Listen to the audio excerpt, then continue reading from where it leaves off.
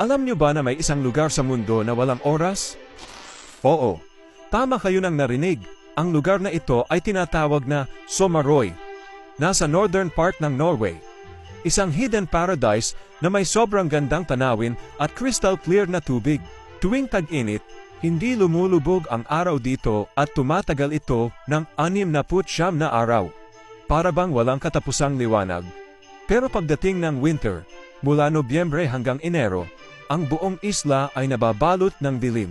Dito ay walang tradisyonal na oras, walang nakatakdang schedule at walang pressure. Pwede kang magpintura ng bahay sa 2:00 ng umaga, magputol ng damo sa hating gabi, o maligo sa dagat sa 4:00 ng umaga. Bakit hindi, di ba? Ikaw ang may control sa oras mo.